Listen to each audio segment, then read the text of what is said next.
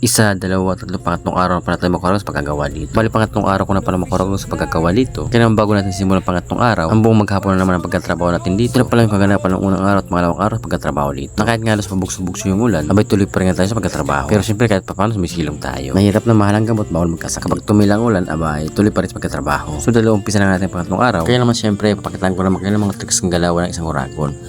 Na walang ibang nakakagawa kundi ako lang. Na para pag nanalo lang 1 million.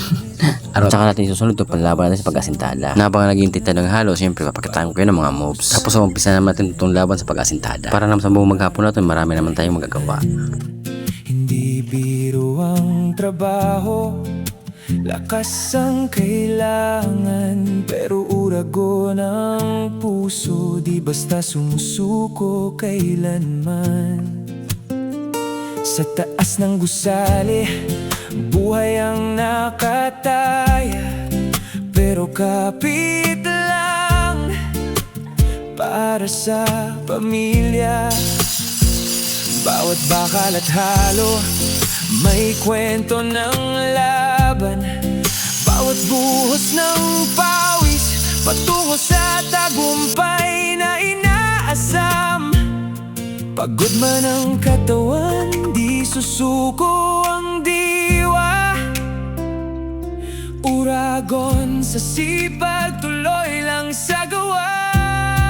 Sulit lang lagay pala ako ng pinaka-ventilation niya para sa pinakasangawan ng kusina. Nagamit nga lang itong hollow blocks na pinahiga ko pero medyo nakaslid na konti. Para naman kahit paano mayroon pumasok na hangin dito nga sa pinaka-kusina. Hindi na rin kasi pwede maglagay ng bintana dahil pinakasagad lang ito sa pader to pader. Kaya naman ganito lang ginawa namin. Para wala maging barya pagdating ng araw, syempre sa magiging kapitbahay.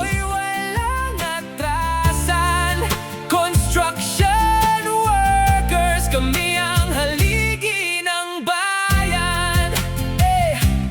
Apat na buwan sa site, walang iwanan, barkadahan sa trabaho, parang pamilya na rin minsan.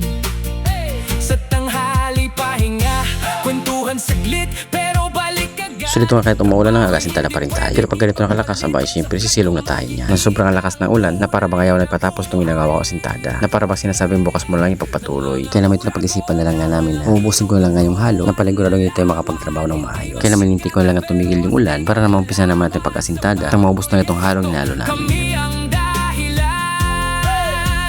Helmet on, safety first, walang atrasan sa taas o baba. Laban kong laban, di man o umaga. Trabaho tuloy-tuloy, uragon ang galaw, hindi napapagod.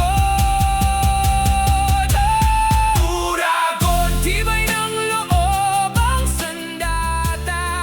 Pagkatapos ko naubos yung halo sa pag-asintada, so ito na ngayon nagresulta. Nagresulta ka sa pag-asintada natin ngayong tanghali. Ngayon ubos na lang nga natin yung halo. So okay tayo dyan. Mga mandi naman siguro ito nakapagtrabaho dito. Then up din ang tayong araw.